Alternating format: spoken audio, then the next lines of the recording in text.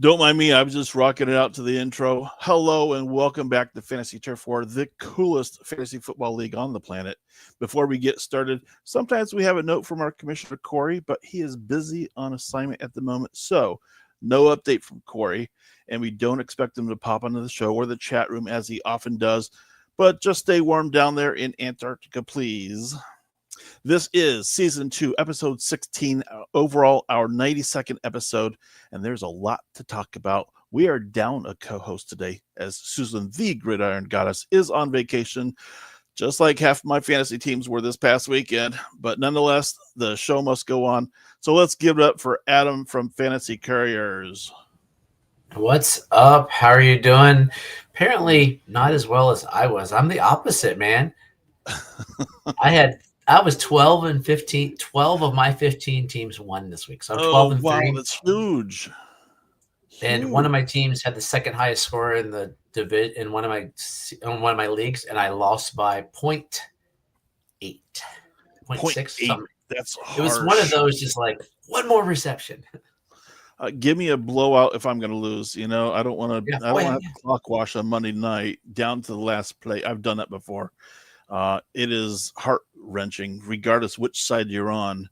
I was watching down to the last play of one game to get into the playoffs one year, and because the quarterback ran out of bounds behind the line of scrimmage, he officially took a sack, put me into the playoffs. It's like, you don't want it to be that close, but sometimes it is. Wow, that's a wild weekend.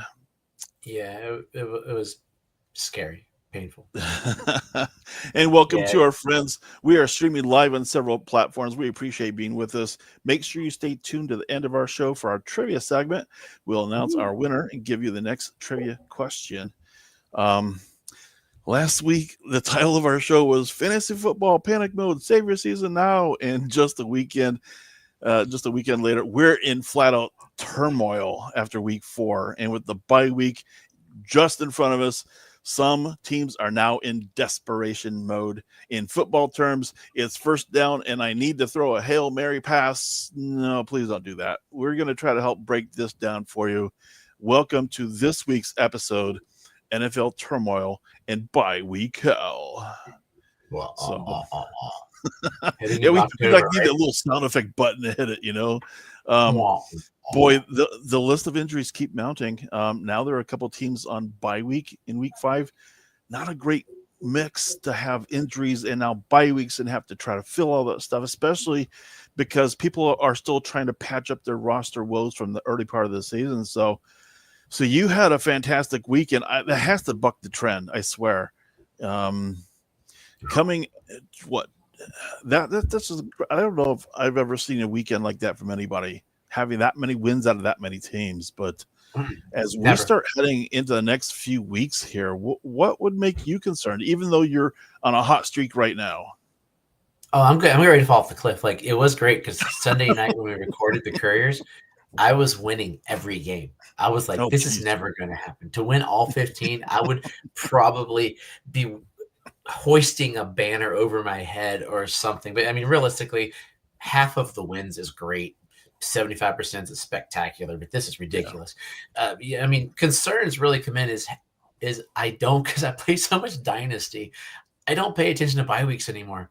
And that's going to cause a problem. But we'll talk about that later. The bye weeks are hitting me actually more than the injuries. Like, my injuries, of course, as a Dolphins fan, you know, we'll talk about Tyreek. Oh, boy. Yeah. That was gross.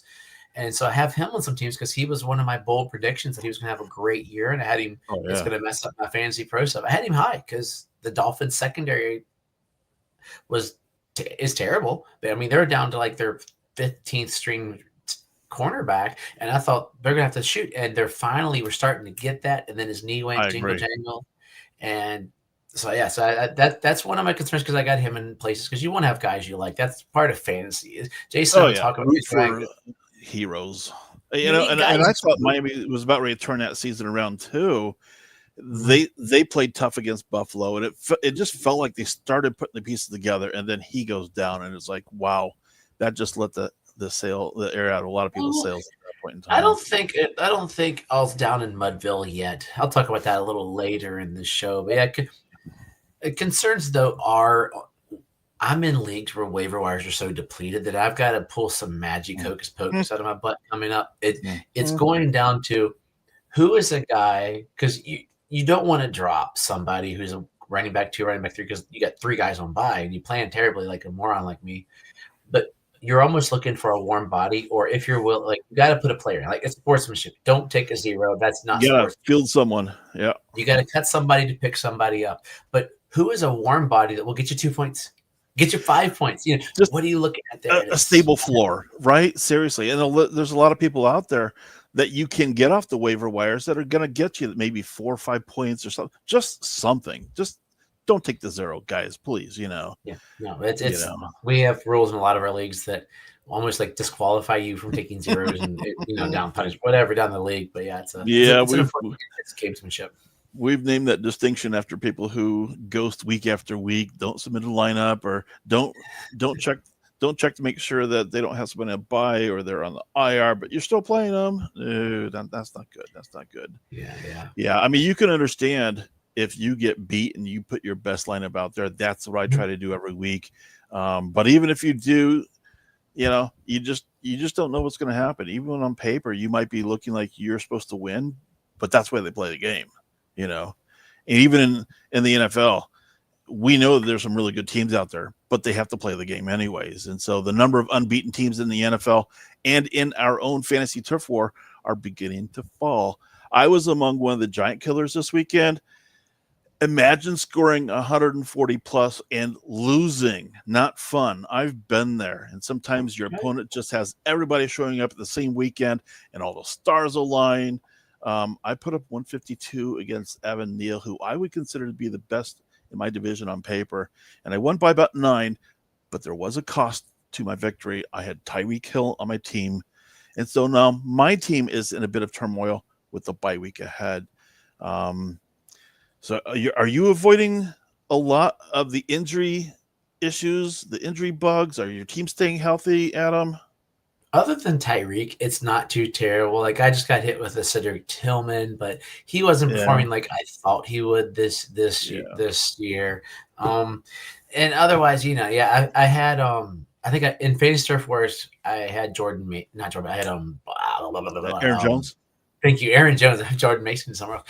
I had Aaron Jones. So a couple of things, but nothing of the. I mean, Tyreek's pretty big. So the other big names that we're going to hit later. Oh yeah, one of those big names is going to clobber one of my teams coming up.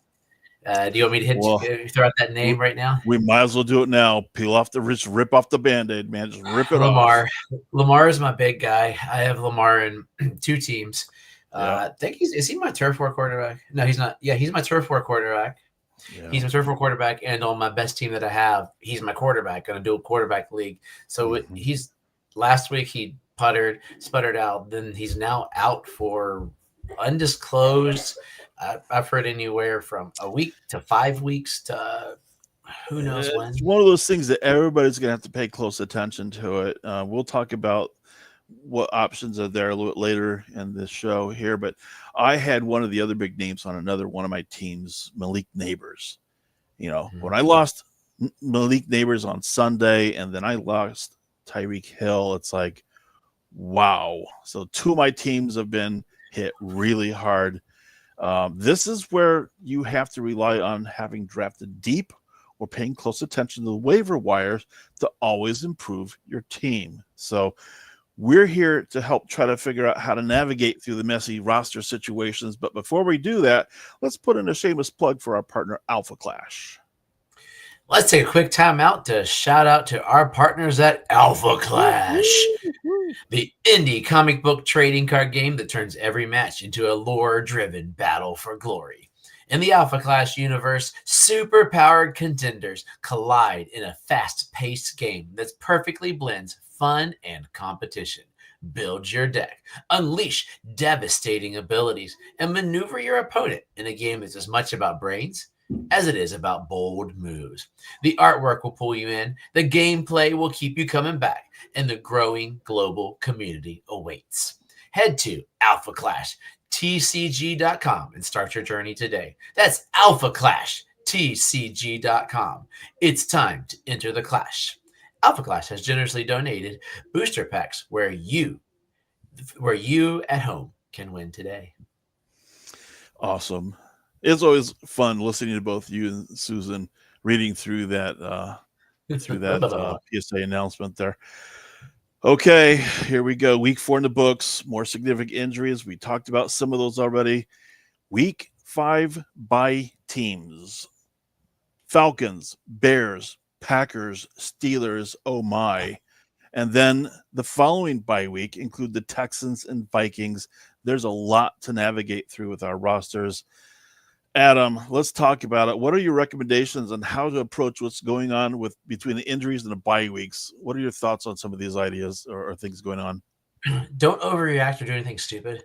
Don't say, hey, I lost Malik Nabers. That means I trade away Justin Jefferson. You know, that's impossible. But, some like your highest player for like 3 wide receiver 5s. Don't freak out at this point. It is still week 4. Maneuver intelligently. I mean, tonight and going into tomorrow, because usually waivers run most leagues Tuesday night, some leagues Wednesday night. Look at what's there, but look that smidge deeper. See who might have be up to date on what you're paying attention to. Who might be coming on in a few weeks, or some quarterbacks might be coming on. Both of us talked about Shador before the episode. We did. Yeah. He's gonna play this year. Barring Dylan Gabriel just going bonkers all of a sudden and looking like Jackson Dart, who, to be honest, trade him now right now. By the way, redraft people, trade him now. He's never going to be valued higher. He just lost his number 1 receiver. Remember Will Levis started his career with 4 touchdowns, and then he ate a lot of mayonnaise. But it's don't overreact. Don't do something stupid. Let it set. And in these bye weeks, just maneuver, and hopefully you're smarter than me and you planned them, but don't overplan bye weeks in the draft. That should be a summer tip. Don't go, I can't have Malik Nabers because he shares a week with Justin Jefferson. That's just crazy. Yeah, throw that week out. If you have those guys, you're going to win the other 13. So, well, not this year, but in general, you're going to win the other 13. So, and also look at other teams. If you're really stuck, trading's the way to go. A lot of people, trading's always hard, but look at people who have maybe mismatched bye weeks with you. Look at the guy in the middle or late pack who's like, where can I go? And see how you can make it benefit both of you. Don't try to sleeve somebody because they're not going to trade with you, but try to be fair and benefit both of you. But also don't be stupid and give away your top player to the number 1 team who's got like 8. I always look at the other team. If they're 8 really good players deep and they're already in first place, I'm not going to give them an up-and-coming Drake London for 2 wide receiver 2s that are on their bench. Yep. No, that's a great point you're raising in terms of trying to figure out what options are at your disposal. The first thing, again, Adam said is don't panic. That's not going to help you. It's not going to help the next week after that either. You do have to start looking further ahead. Maybe this weekend is going to be a wash until you get your feet back on the ground, or maybe until you figure out who's going to be the replacement for some of these people who are hurt. Definitely do some research on those things. But every time I look for a potential trade, I look through the rosters of everybody else's teams to see what could they use, and do I have something that might make a good fit to put together a deal. You don't want to mortgage the farm. You don't want to trade away necessarily like your number 1 running back like Bijan. Yeah. I got him. Yeah, we talked about that before the show too. Yeah. But it's a matter of being smart. You've got to be smart about things, and that's why we keep telling everybody, look every week, see where you can strengthen up your depth. You cannot foresee when injuries are going to happen. But you can continue to try to improve your team. I do not endorse being the ambulance chaser. I don't chase down every single rumor. You'll find those people in your leagues. I'm sure they exist.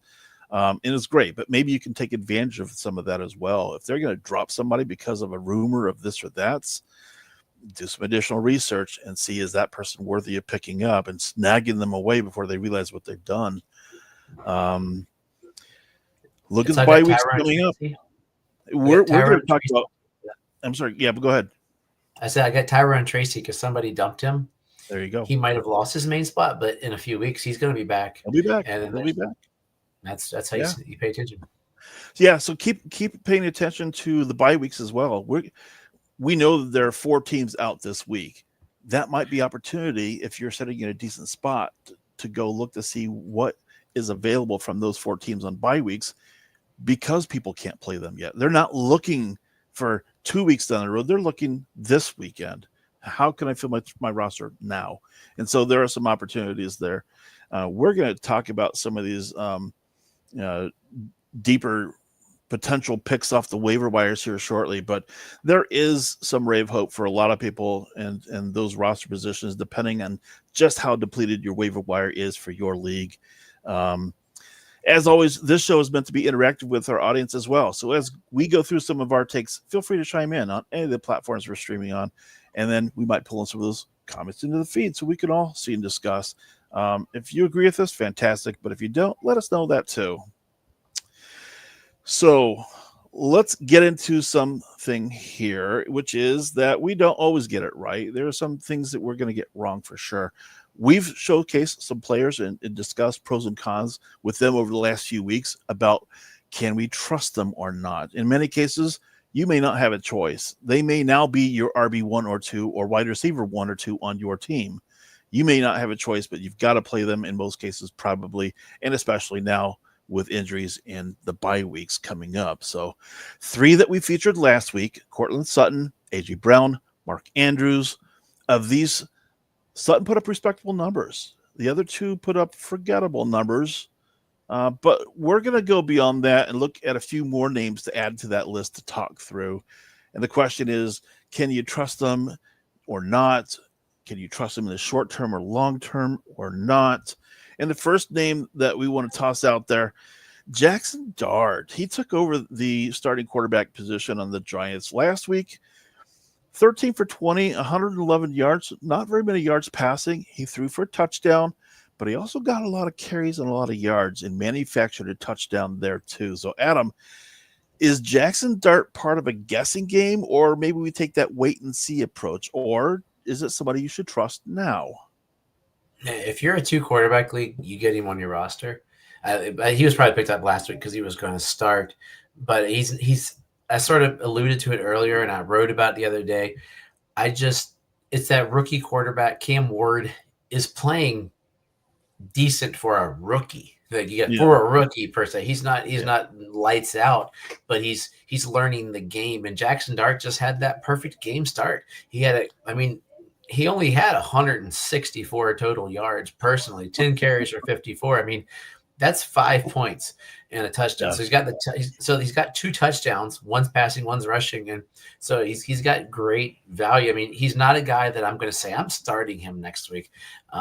He's a living, breathing quarterback that you check out and see what he's doing, and if you want to who they're playing, because they should not have beaten the Chargers. The Chargers are a better team. And, this week he's going to look good again because he's playing the Saints. But in 2 weeks, welcome to earth, because his weeks after that, Eagles, Broncos, Eagles. His October is like murderer's row. And then the 49ers here are down. Then he plays the Bears. Okay. Then the Packers.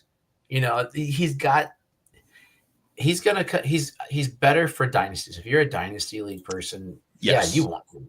Die hard. That's what I was going to say as well. I don't think the Giants had a choice in starting him. I think the play with Russ Wilson and the team overall, it just wasn't going in a direction that felt like we could foster a championship team this way.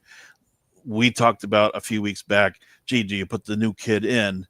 Well, Giants did that, and they were rewarded, if you're a fantasy football owner, with some decent points. And yes, they did win the football game, which is important in the real world, but a bit ugly for the game. And now you've lost Malik Nabers. I agree with the dynasty thought you had there, Adam.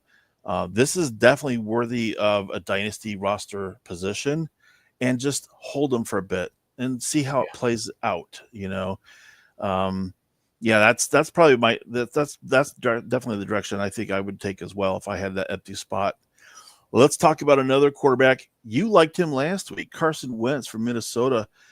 And this is a game that probably a lot of people were surprised about, because you wake up Sunday morning, it's like, uh-oh, the game's already on.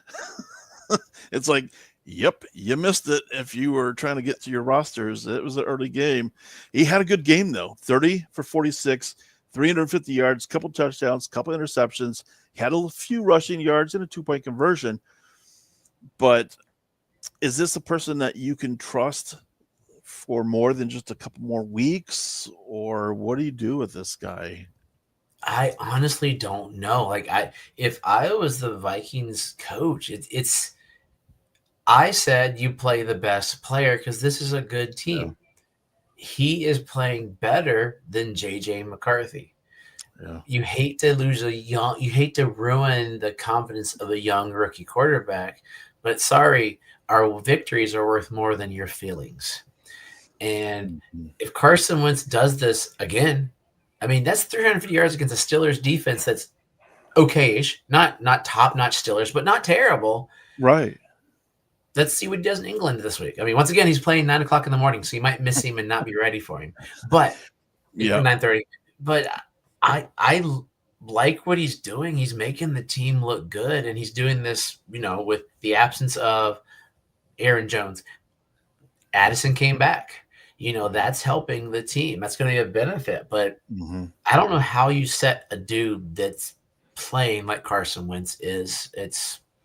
It'll probably happen, but I don't get it. He's a savvy veteran. He's been around the block, so he understands, what it is to read the defenses, and he's had a lot of success in his career at various points. And so this does become a very difficult choice for the coach of Minnesota. I agree. It's you went the direction of going JJ McCarthy, and now can you really bench him? I kind of think they still will go back to JJ once he's ready to come back. But I could also see that if Wentz has the hot hand, they might say that JJ still needs another week just to squeeze out another week of good play and another victory. That happens all the time. We see that. Tough games coming up. Short term, you might be able to trust Carson Wentz if you're really in need of a fill because of injuries or bye weeks, but you got to keep your ear close to the pavement, hear what's going to go on up there in Minnesota. This next guy, we heard lots of rumors, lots of contradictory statements early in the season. This is Woody Marks, running back from Houston. Last weekend, 17 carries, 69 yards, a touchdown, but then he also caught 4 passes for 50 yards and another touchdown. So if you look at the stat lines through this weekend, it's like nothing, and all of a sudden skyrocketed. And so that's where the hype is coming from, that he had a breakout game. Is it for real? Where do you see this going, DJ? He is the number one waiver wire priority as far as I'm concerned. Number one. Yeah. I'll put DJ Dove on there. It's funny. I'll put Adam on here usually. I didn't know that. Because I use, I don't know. I don't know what's going on. Like, but DJ, spin that wheel. I was like, yeah, it's funny. But to me, he's the number one waiver wire priority by a mile. He is running.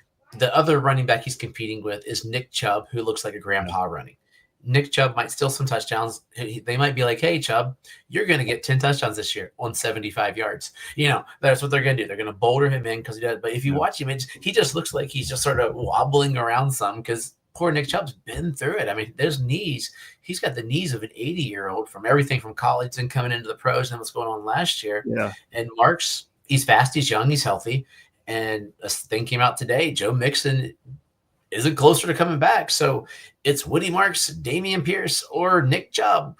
Woody Marks sounds like I just traded him away in a trade that got me AJ Brown before this week. It still might pan out for you, but again, any trade is a matter of what are you trying to fill, what are you willing to give up in doing so.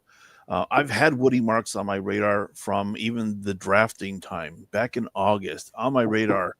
because we knew Mixon was gone. Who's going to take over the backfield? And the early word was it was going to be Nick Chubb. The early knock against Woody Marks was that they didn't feel that he could be the primary back and get a lot of and take a lot of carries. They just weren't sure about his ability to endure that kind of pounding through the course of a season. Sound like a Miami Dolphin to you?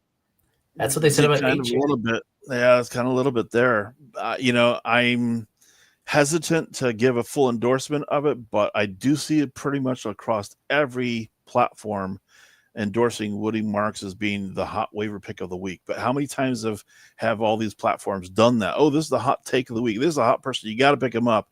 And we've all chased that rabbit a bit this season, even in the first 4 weeks.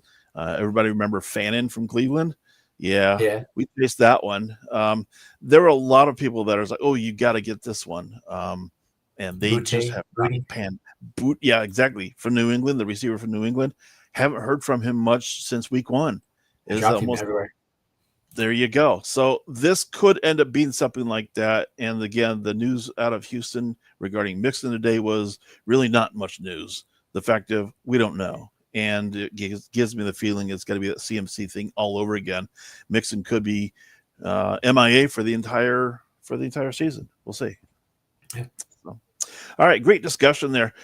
Now, let's try to help everybody navigate through the turmoil and the bye weeks coming up. So there is a sizable list of players you're going to need to monitor throughout the week for your injury status.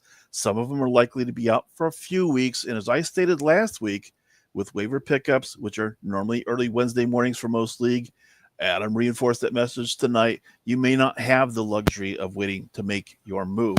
And with waiver wires being a bit depleted, that might factor in it as well. So potentially out for week 5. Quarterbacks, Jaden Daniels, J.J. McCarthy, Lamar Jackson. Receivers, CeeDee Lamb, Evans from Tampa, Malik Nabers out for the season, Tyreek Hill out for the season. And then we also recently heard both Jennings and Pearsall, San Francisco receivers, are dinged up. They're questionable, and they've got to play Thursday night against the Rams. So interesting developments. Keep your ear to the ground there. On the running back front, Tracy, he's going to be out for multiple weeks still. Jaylen Warren from Pittsburgh. Bucky Irving popped up as being a question mark. That's kind of hurtful on my team. And then Braylon Allen, who might be now out for the season. So that's going to hurt the Jets even further than what they've already experienced this season with productivity. And then on the tight end front, likely Jatavian Sanders. There is a huge list, but those are among the bigger names. Make sure you're checking your rosters to see who's questionable and read up on them. So let's talk about waiver wires and options. And as always, your situation at home would likely dictate who or if you should even pick up some of these players. But there are a lot of options out there in most leagues rostered under 50%. And as we talked earlier on this show, don't take a zero. If you can avoid it, at least try to get something out of it. So we're going to go position by position like we've done the last few weeks, talk through the group before moving on to the next position. So, Adam, let's talk about the quarterback list. I've got a pretty sizable list. Cooper Rush from Baltimore, Sam Darnold of Seattle. We talked about him before. Tua from Miami. Trevor Lawrence pops up on our list again. Jackson Dart, we just talked about him. Carson Wentz, we talked about him as well. And then Gabriel from Cleveland fosters some interesting conversations. And then, of course, Matthew Stafford, not rostered very high. So all these quarterbacks are rostered fairly low, might be available in your league. So, Adam, throw out one of those names for me. Let's talk through it. I'm going to start with my homer pick, and that's Tua. And it's for a different reason than anything else. Tua played okay-ish against the Jets. My page isn't loading. It has all my stats. There we go. He was 17-25, so 177 yards and 2 touchdowns. So he's efficient there, 68%. But my reasoning for Tua is because I think without Tyreek, there could be some pressure off of Tua. There could be some pressure on the other receivers to step up. So Tua now doesn't have to think, I got to throw to Tyreek, or Tyreek's going to have a problem. I got to throw to Tyreek. Maybe that's not what it is, but that's what it looks like, because he looks at Tyreek, he looks at Achane, and then he goes back to Tyreek, or vice, and then he might go to Waddle or something. But Waddle is a dude that had 3 straight 1,000-yard seasons. I wrote about him on my Fantasy Pros guys to pick up. He's stellar, and I think he's going to be a wide receiver 1 this year and whenever Tyreek leaves, because he's that good of a player. Malik Washington's a good little scat receiver. Like, he'll be your possession receiver, your Wes Welker type receiver. And Nick Keeney Westbrook just scores touchdowns. We had a segment named after him on our podcast last year. It's called Surefire Waste of a Touchdown, which is dudes whose touchdowns don't count. So all of his touchdowns last year, we just named it after him, because he would have like nothing, then all of a sudden like 2 touchdowns or something stupid. But he's got, and a guy that I'll talk about later on popping up, that there are enough weapons, and their schedule is straight garbage. They've got so many winnable games. I mean, this week they have darn it, scrolling screen. This week they have the Panthers. Then they got the Chargers, who just let Jackson Dart go bonkers. Then they have the Browns, the Falcons, the Ravens, who don't look like themselves. That is their October. They have 5 winnable or competable games, and considering they played the Bills fairly well, the Jets had the garbage time touchdown, and the Jets just shot themselves in the foot. Like, I'll say the Dolphins didn't beat the Jets. The Jets beat the Jets this week. They could have beat the Dolphins, but that momentum got shifted once they fumbled away everything in the first half. But I think the pressure is not going to be there to have to only look at Tyreek, and he's going to get to play like he's got that. He's like that classic quarterback you want that can hit. He's not Drew Brees. Drew Brees is my favorite quarterback all the time. But Drew Brees wouldn't go, I'm only going to throw to one guy. But he would hit and dart all sorts of players. Tom Brady even. He's not those guys. But the mentality is the same. And I think the pressure will be off. And he's a guy worth picking up and monitoring, especially at 24%. And then you get to wear a really cool looking jersey from the other night. Yeah. I think that the schedule for Miami couldn't come at a better time for them. They were having struggles early in the season, trying to get their feet under the ground. Now look like they were starting to hit on all cylinders, and then Tyreek Hill is out for the season. But I did like the uniforms. Maybe that's what did it for them, that they look like a different team, so they play like a different team. I don't know. I think it's going to be interesting to watch to see how the talent around Tua continues to develop.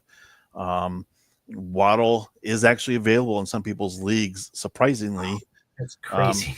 I've seen that he's only rostered like 81% or something ludicrous like that. If he does not get nabbed by everybody at this point in time, I would be shocked. But stranger things have happened. We see that in the chat room. We'll bring those comments in, because I am like floored at one of those comments. Can we just do it as we go in? We'll say that for the running back waivers. Yeah. I think that'll be our running back waivers. Running back on that one, yeah. One of my picks out of this list, and I like your picks, by the way.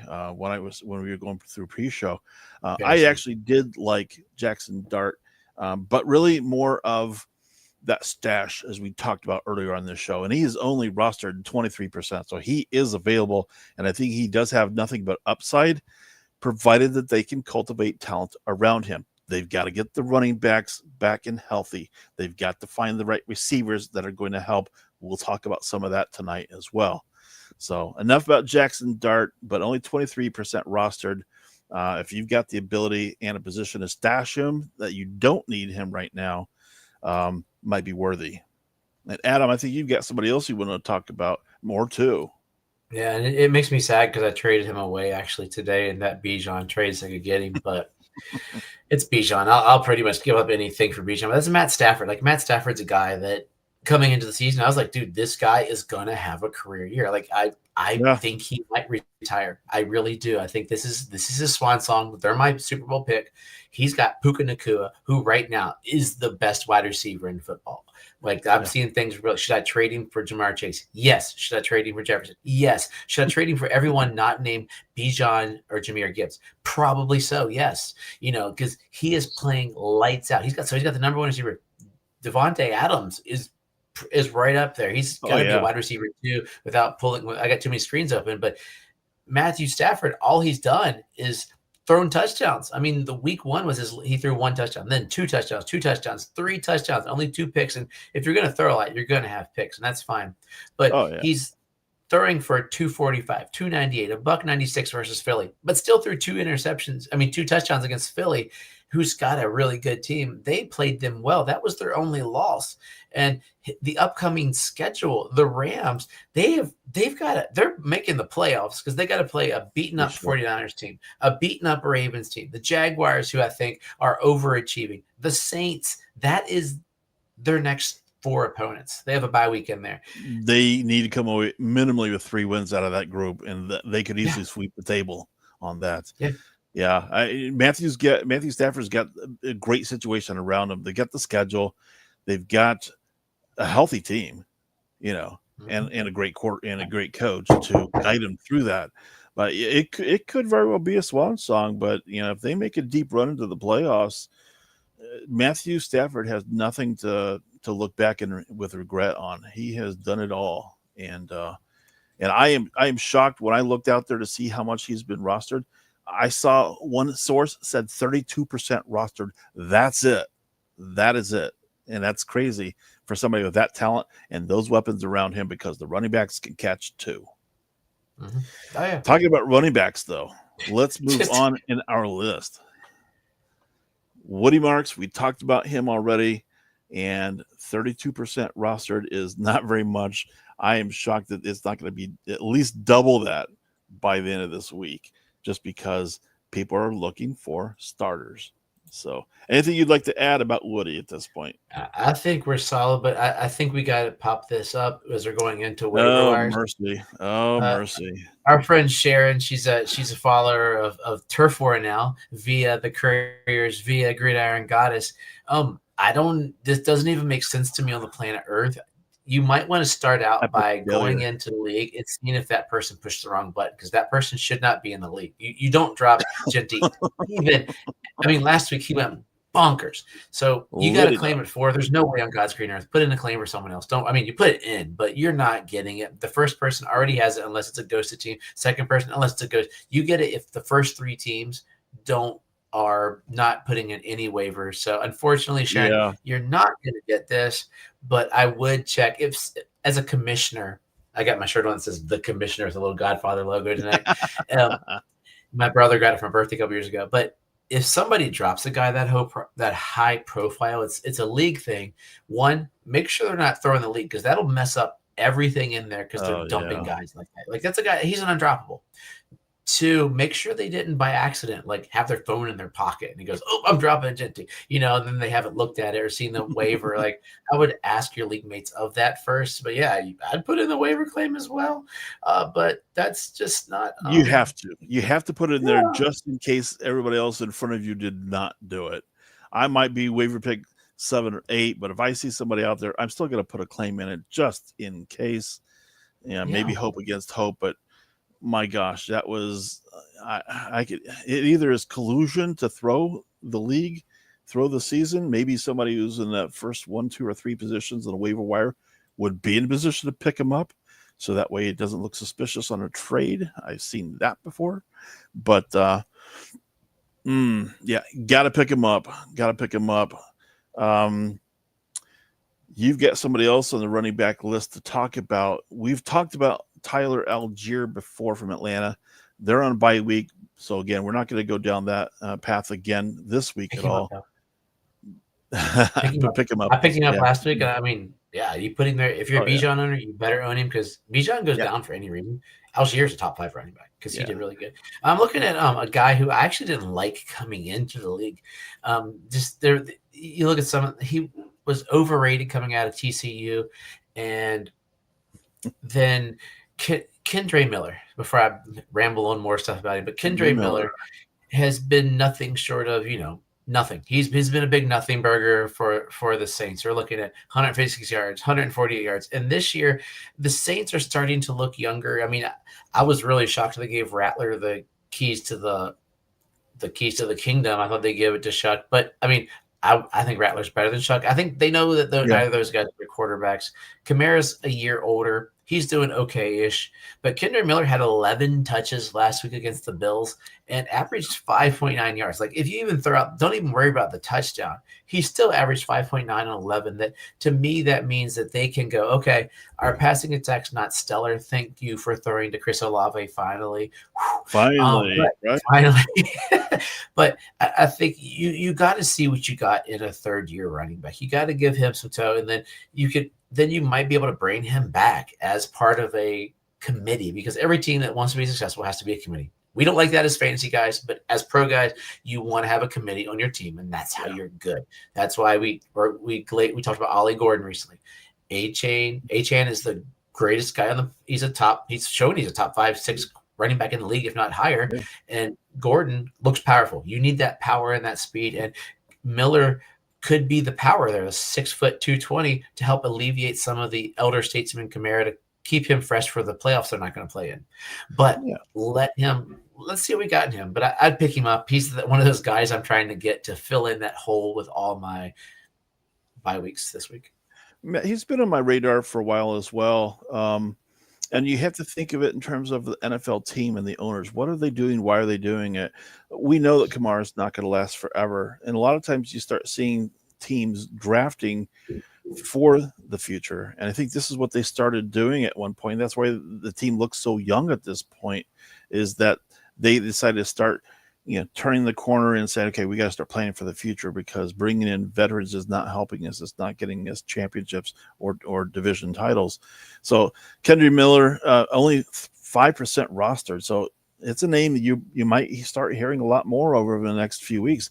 He had a lot of touches against a Buffalo team, though, too.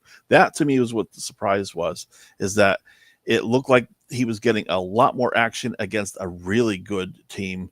And they played well. Like Buffalo, they did. Buffalo, realistically, they put 10 points in the fourth quarter. So say they don't get those 10 points, that's 19-21. They played.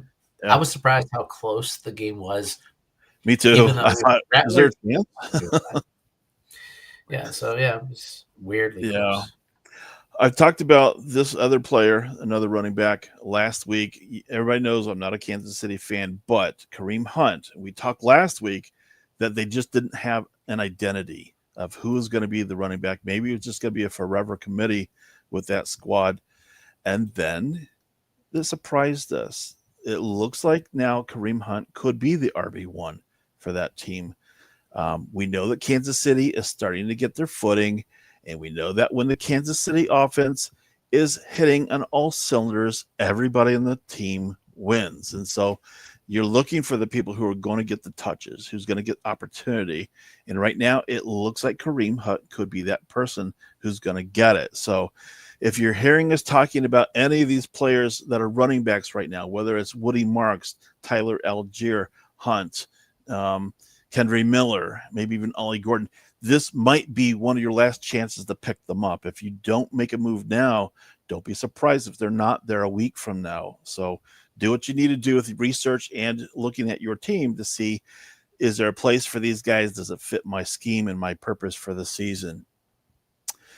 Yeah. Talking about purpose for the season, we lost a couple of great receivers this past weekend, and so we've got a little bit of a list and some of a rehash from last week's list as well to try to walk through. So out of this receiver group, and again, receiver positions on the waiver wires are really starting to get depleted. So we are scraping bottom of the barrel on a lot of these things here. But Tyquan Thornton from Kansas City, if I'm right, 30% rostered. Luther Burden from Chicago. Torrey Horton from Seattle, we talked about last week of being, pick him up. He put a dud last week on the board for you if you did pick him up and play him. But we think long-term Torrey Horton might be available. We'll talk about him in a little bit. Io Manar, we've talked about him before. Turpin, and then the receivers from the Giants. So, Adam, break this down. Let's toss something out here and talk about it a little bit. I don't want any of these guys. I'm sitting there and I'm still looking at the running backs going, I'd rather have some of those guys. And there's got to be something better. Hopefully your waiver wire has somebody a little better than these guys. I wouldn't feel confident starting any of these guys in a redraft league. Right. I put Torrey Horton there. He's still the new. I mean, he looks great as a kick returner, punt returner. He's that speed guy. The problem is he's Tyler Lockett. He's a poor man's Tyler Lockett at the moment. I think he's going to be that guy as he's getting established. He looks like he's becoming a little bit more part. I mean, this week, oddly enough, he went down, but he looked like he was becoming part of the offense a little more. And if so, though, he's still just going to be the guy down the field. So you're going to get 80 yards or you're going to get nothing. Almost like a Trey Tucker from Vegas, right? Almost like that situation. Yeah. Boom or bust. Yeah, I'd rather have Tucker, but currently, Dynasty, I think he should fill in well he'll be JSN's complimentary receiver in the long run, but they still have Cup in there. If you need that warm body, I like Torrey Horton. I like the talent that's there. I mean, and if you get punt return yards, oh heck yeah! Like I got a league where you do get like 1 yard every 50 or something like that. So you get a touchdown for his punt return. So if keep an eye on that because kid's fastest to win. He's not gonna set some NFL record for touchdowns on that. But if you get the yards, you're getting points there. Whereas this week I'm getting 0 points from Amadunze. Points are points, as we say. Points are points. But again, only about 8% rostered. So he's probably still going to be there. You could probably sit on him if you wanted, or if you had other options available to you. And keep in mind, this whole list of receivers we've gone through, these are just the ones that are rostered 50% or lower. There are definitely receivers out there that are rostered higher that are probably better options than these that we're scraping bottom of the barrel with. But out of this group, if I had to choose one, if I was absolutely forced to, I would probably go back to a guy we've talked about before, Io Manor from Tennessee. He is looking like he will turn out to be the wide receiver one for Tennessee. He'll probably supplant Ridley. I don't think it's going to take much to do that at this point in time. And he's had no less than 5 targets per game. So you're looking for a floor if you're looking for at least some points. 5 targets per game. And he has had a couple touchdowns in the season. So he has developed a little bit of rapport there with Cam Ward from Tennessee. I think the compelling factor for me to choose him out of any of these guys on our list today is the game script. Is that Tennessee is probably going to have to play from behind in a lot of these games this year. They're going to have to throw, and you have to look to see who are going to be the benefactors of a game script like that. So that would be the one I would throw out of this group to the masses here. But again, I would not feel comfortable with many people off this list. I would probably either look for a trade with somebody else to at least get something, or maybe look for somebody who's rostered somewhere between 50 and 80%, and you can easily search on those kinds of things in your own systems within your league. Is there anybody out of here you also want to talk about, though, Adam? I'm going off the page. Just had a guy pop up that I was thinking about, and I looked him up real quick. Only 3% rostered, 1% started. That's Isaiah Bond, rookie receiver for the Brownies. He had a breakout last week, mini breakout. I mean, he didn't go drafted. He basically, him and Matthew Golden, if you look at their college numbers, they're exactly the same. But Matthew Golden's first round, because he wasn't going to court. He didn't do something stupid. Isaiah Bond lost all of his draft stock because he did something stupid. And then everything fell through and the Browns signed him. And last week he had 3 receptions for 58 yards. So he had 6 targets, and Cedric Tillman is now on IR. So we're looking at a depleted core anyway. Bond was probably playing with the second team, getting passes from Dylan Gabriel. When a new quarterback comes in, who are they throwing to? The person they did on the second string in practice. So that's a guy. He's available, and that's a guy I would keep an eye for. And then just a homer pick, Malik Washington, but he won't get you tons. He'll be that he'll get you that 5-6 points you need for the Dolphins. Yeah. We also talked a little bit about the receiver core at the Giants right now. Outside of Jackson Dart, I'm not sure who else you'd want to start at this point in time. Yes, we think that maybe Slayton might pick up some of the slack. We saw a flash of brilliance one weekend with Wan'Dale Robinson and Malik Nabers, where they both had career days. But right now, I would probably recommend kind of waiting, seeing where the dust settles on that receiver core in the Giants. If you are really truly in need of a receiver, I'm not sure that either Slayton or Robinson stand out more in my mind at this point. It might just be more of a toss-up in that situation. Your thoughts, Adam? Wandell had those big games. So if I had to pick one, I'd probably take him. I mean, it is Slayton is making more money than they offered to their running back Saquon Barkley, but he's not performing like Saquon. Yeah, so he got a bigger contract than what they offered Saquon, which is insane. So I'd rather pick up almost Torrey Horton than those guys. I don't want to depend on those guys. I mean, he threw for 111 yards. So if you're both of those guys, you're getting 50 yards, and hopefully you're not getting much at this point until Jackson finds a better path and that confidence. And I think it might take a little while. So I would stay away from the Giants receiver cores myself. But let's touch upon the tight ends though. It's always going to be a short list because the waiver wires are always pretty well picked through, but none of these four people are on rosters any greater than 28% or so.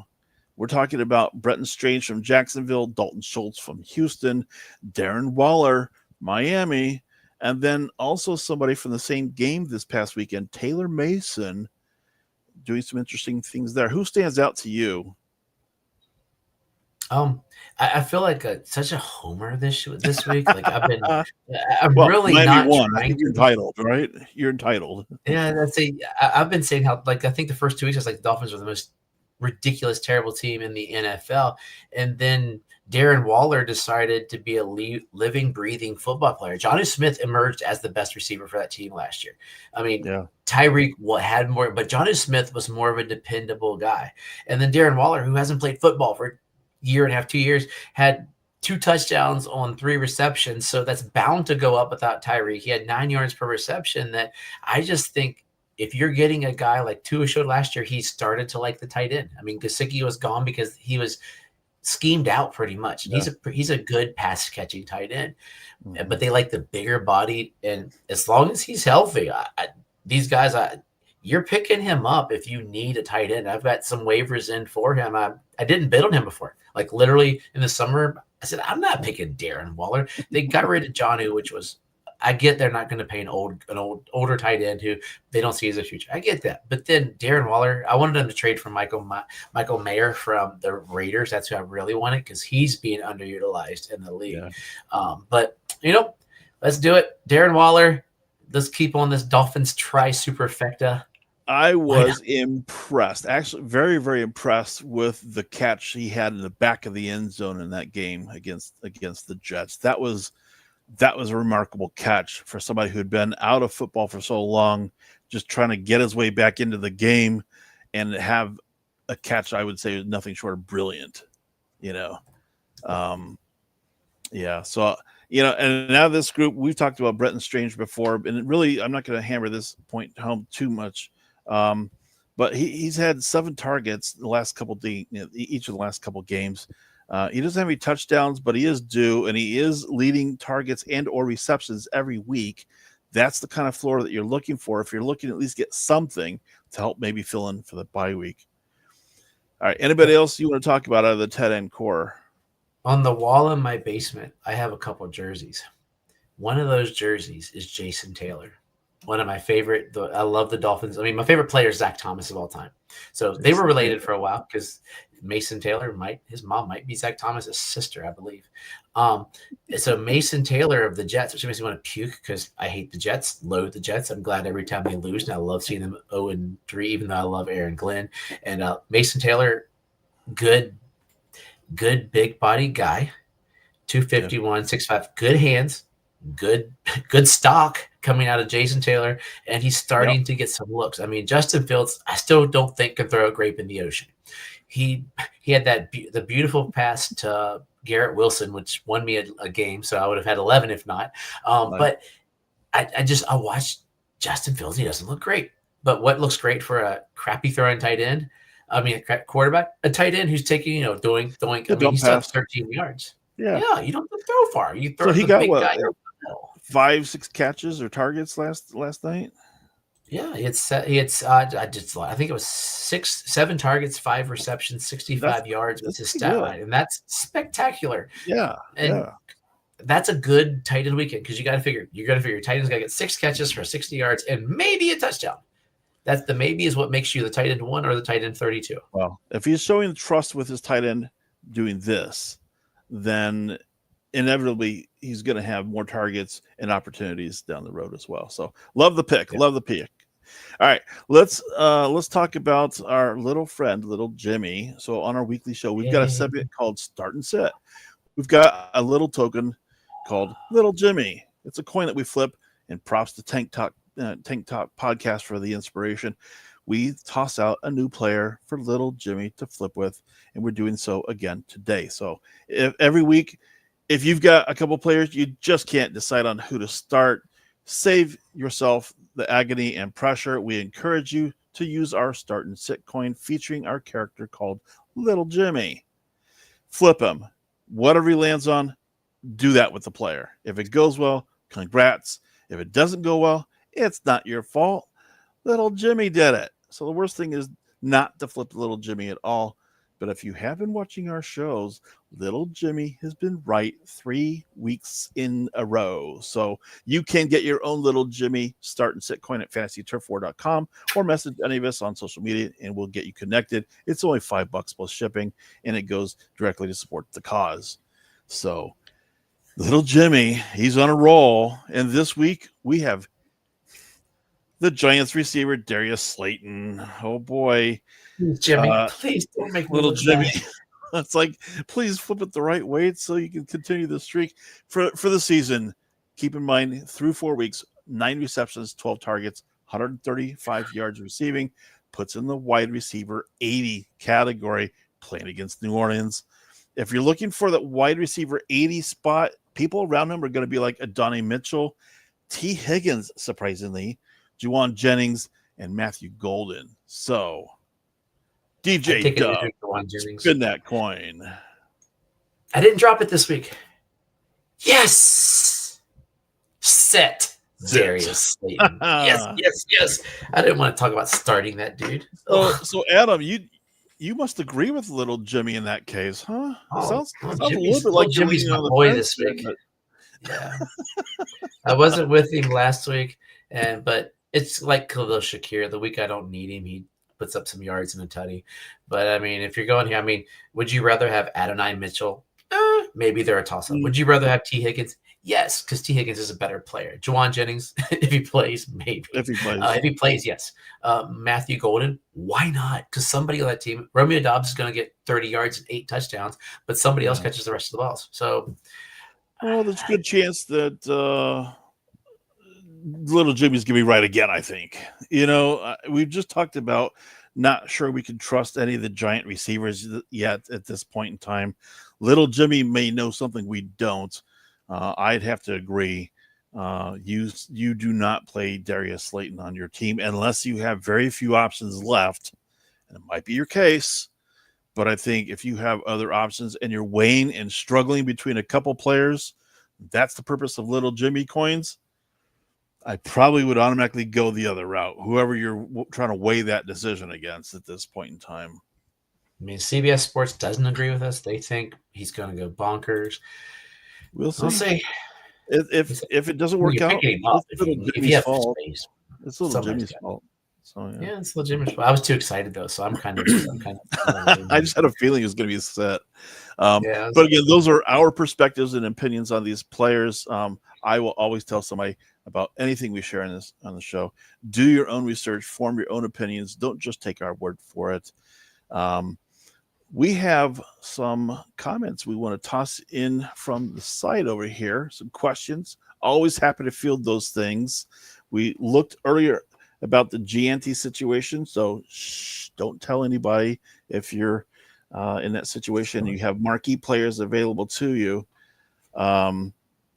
Let's see. This is Sharon. She put in claim for Slayton. I mean, you got to put him in, see what happens.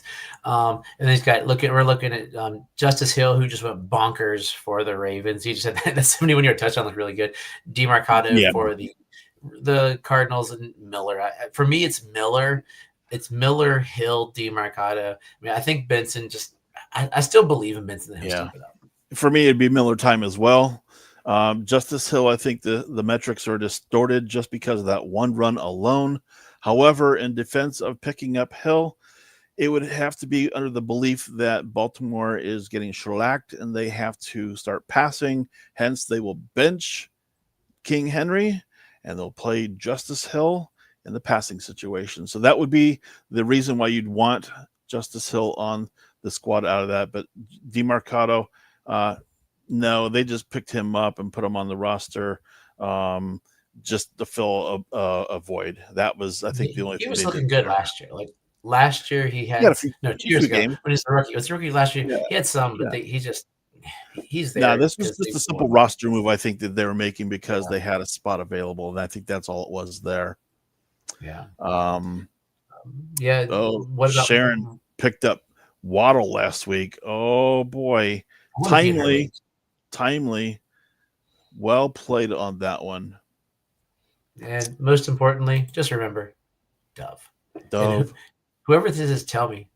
And one of your other favorite teams, Denver. What about Mims? It doesn't come up much because I think the depth chart doesn't allow him to get involved in the game much. But toss me your thoughts about Mims. Mims, if you need a dart throw, that's what he is. He's the Franklin's getting some more looks. He got more looks recently. He had a couple drops. He had some drop. Watching when I was zapping, I was like, dude, you just dropped the ball. You should have caught. It's Sutton's team, but Bo Nix went bonkers. That's why that one team I lost by 0.8 of a point because Bo Nix almost scored me 30 points. I needed one more like that. If he hadn't thrown that touchdown, that interception in the end zone, I would have won that game. But Bo Nix is slinging the ball. He's a good dart throw. I think it's a good. He's a dart throw, but if you have only a 5-person bench, you probably don't want to dart him. But with the bye weeks, a warm body is a dart throw. I think people are going to have to do what they have to do. But just as we said, we open up the show, do not mortgage the farm. If you have to take a loss this weekend because of the circumstance, look for the long term. You don't have to finish in first place in your league. You just have to make the playoffs.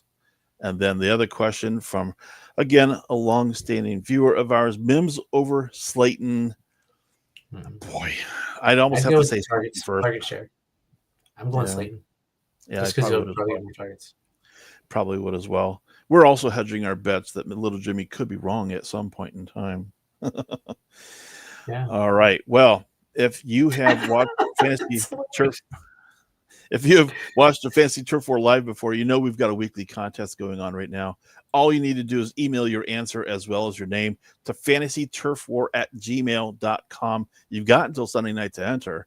So we'll put all the correct answers in a hat, draw the winner, and announce it on the Tuesday show where we're going to ask the next question. So last week's question, who is the only player to win the Heisman Trophy twice? Adam, did you know the answer to this one? I did, but I could not think of his last name. Like I knew who it was, and I had his first name, and I'm like, I can't think of his last name. Like I know who it is if you let me say. I was going to go Archie Bunker because that's one of the more famous Archies, but Archie Griffin, Ohio State Buckeyes. He was the running back who won consecutive seasons. 74-75 won the Heisman Trophy, and he had an okay season, kind of mediocre professional season there. I mentioned that even on last week's show as a little bit of a teaser that he went on to have a little bit of an NFL career too. But we had 0 entries last week who had the right answer. Corey said, so what we're going to do this week is we're going to give it away to one of the teams in the league. I'm going to give it to a random team in the league on the update video that comes out later this week. So if you're one of the 40 teams in the Fantasy Turf War itself, you've got a 1 in 40 chance to win that. So good luck to everyone. And I have not put in any of the answers for any of these weeks. Boy, I could have easily won just by default because there weren't any other right answers out there to choose from. So you guys, Google. Here's what I tell you. I will start putting in my entry, and if I win, I'm going to double it up. Whoever wins the following week gets my prize. So there you go. So keep watching. Let's get to this week's question. Which tight end was the first to record over 1,000 receiving yards in 3 consecutive seasons? Again, the question, which tight end was the first to record over 1,000 receiving yards in 3 consecutive seasons? We're going to make this easy for you. It's a multiple choice. We're going to go option A, Travis Kelce. Option B, Rob Gronkowski. Option C, Tony Gonzalez. And option D, Greg Olsen. So remember, email your answer as well as your name to fantasyturfwar@gmail.com. Again, the question, tight end, first to record over 1,000 receiving yards, 3 consecutive seasons. Kelce, Gronkowski, Gonzalez, or Olsen. It's all in your hands at this point in time.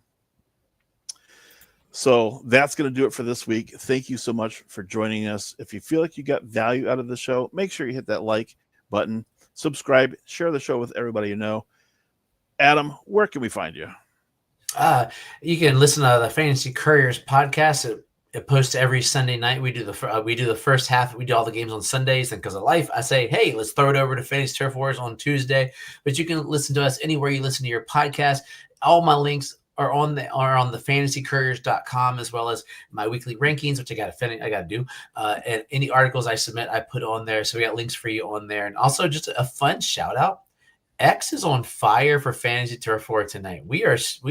That's our biggest listening view. As I look across that, I think it's the first time. So done, well done, X. So yeah, it's like so. Nice. Yeah, anyway, fun Fantasy Curious, and also check out the Gridiron Goddess on Instagram. We missed her this week. I was worried coming in because she's the brains of this operation, but I think we did okay. Next week, I tell you, I couldn't do it without either one of you guys, and we definitely miss Susan. Have fun on your vacation, but come back because please. You went on vacation this week. My fantasy teams did too, so I need my team wins. So we got to get you back. So, I'm of course Cameron Bassett, supporting Shelter Dogs for Veterans, and you can find me here on Fantasy Turf War Live every Tuesday. And if you are checking us out on Facebook, Corey posted something out there that we have had over 100,000 views since we started this last season. 100,000 views. And as Corey closes things out each week, be excellent to each other, be kind, and until next time, keep moving forward. See you. You ready to start dancing, DJ? Spin that wheel.